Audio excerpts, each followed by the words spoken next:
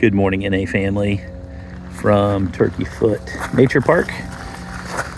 And I hope the leaf blower isn't too much of a distraction in the distance, but this is the spiritual principle for Thursday, October 9th, staying open-minded to new ideas.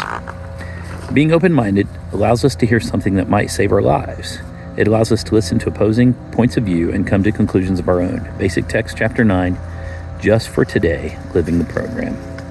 There are a lot of opinions in NA about NA, and yet there are a few beliefs about recovery in Narcotics Anonymous that are universally held by all of us.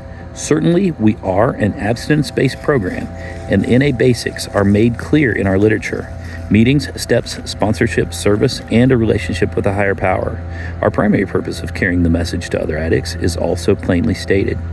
In addition to our steps, we have the traditions and concepts to assist us in meeting that purpose. While NA's basics are explicit, how we apply them is not. As newcomers, we are told to listen as if our lives depended on it, because they do.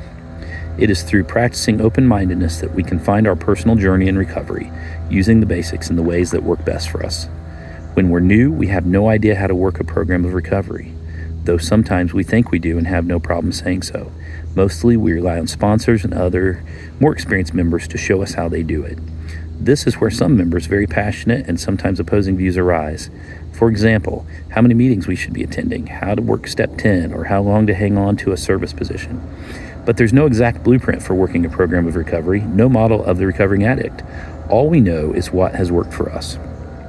The longer we stay clean, the more difficult it can become to stay open-minded, curious, and flexible. True, we find things that work for us and keep doing them, but we need to be mindful of becoming rigid in the face of our evolving lives.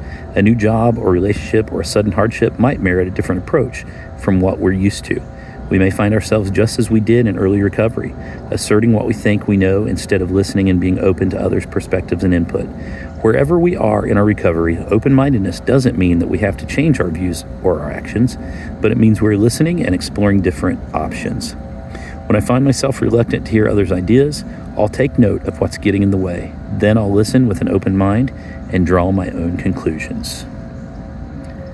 And I hope everyone has a blessed and serene 24.